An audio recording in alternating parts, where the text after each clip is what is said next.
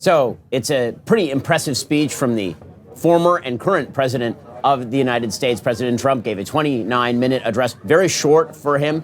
It began with him suggesting that this was the beginning of a new golden era for the United States. That obviously is his ambition. And then he recapped the last 4 years, which he characterized as dark, depressing. I think obviously he was right in all of that. And then he began to lay out an incredibly pragmatic course of action that he's going to pursue immediately. And that includes everything from designating drug cartels terrorist organizations to putting back in place Remain in Mexico, from declaring a national energy emergency to drill, baby, drill. Those are his words, to a foreign policy that's led with strength. He mentioned the release of 3 hostages by Hamas over the weekend. President of the United States also dropped some pretty charged language about what he sees as the future of American territory. He used the phrase manifest destiny to describe the possibility of expanding America's territorial holdings, including regaining some level of control over, for example, the Panama Canal, which he said we did not build for the use of China or ownership by China, which, of course, is exactly correct. The bottom line is this. President Trump said in the speech that he is going to be a common sense president, and that is what you heard.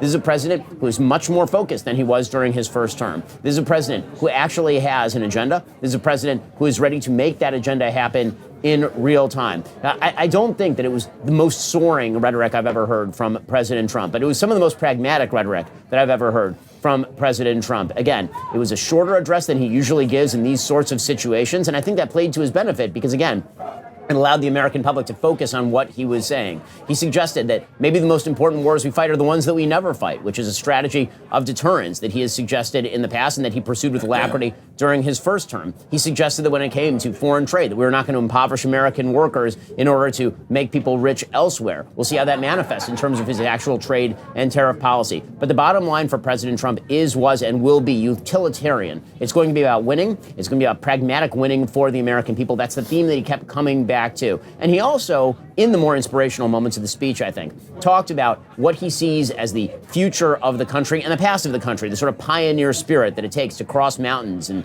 settle along rivers, the kind of pioneer spirit that it takes that to, for example, go to the moon and plant an American flag on the moon. There's an aspirational nature that's combined with the pragmatic, utilitarian, on-the-ground stuff that I think is going to make President Trump's second term unique and could, in fact, make President Trump's second term historically unique. It's pretty rare to have a president who's both pursuing the sort of pragmatic, on-the-ground things that are necessary to fix the broken toilet and at the same time pursuing the big ideas, the big, bold ideas. And it's been a long time in this country since we've pursued actual bold ideas. For a very long time, probably my entire political lifetime, we've been stuck in the position of sort of global managerial class, where it's our job to sort of fix things around the world or fix things at home. President Trump did talk about innovation. He talked about dynamism. He talked about shooting for something that was larger.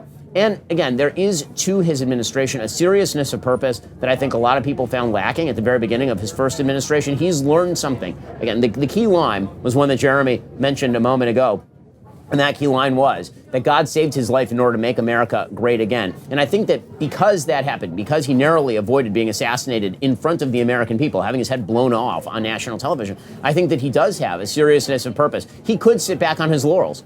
He could right now say, listen, I won. I did the thing that I set out to do. I won one term, I lost, and now I came back and I won a second term in historic fashion. He's not doing that. He actually has an agenda. And you can see that agenda unfolding in real time. We were noticing, as this speech was unfolding, the White House site had already shifted over to a picture of President Trump with the label, America is back. And it's worth mentioning right here that on his way out the door, this broke pretty much as President Trump got up to speak, that Joe Biden actually pardoned all the members of his own immediate family in preparation for the idea that that Republicans were going to go after them. That's not true. The reality is, again, that President Trump, I think, is not going to be focused, and I hope he's not going to be focused, and I think his speech suggests this. This is not a revenge-minded administration. This is a forward-looking administration that is looking to solve the problems of the American people, that is going to put American interests first on foreign and domestic policy, and then again, is going to be measured by its success. That was the word he used many times during the speech, success. And that's always been President Trump's metric of what matters, is success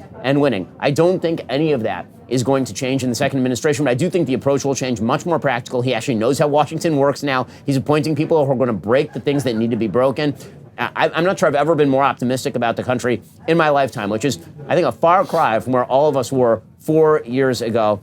our faith has been placed in President Trump as President of the United States again. And I think that the faith of the American people, I hope and I pray, I think as all of us do, that the hope that the American people have placed in President Trump is well justified. Celebrate the 47th president with 47% off your membership. Go to dailywire.com/subscribe.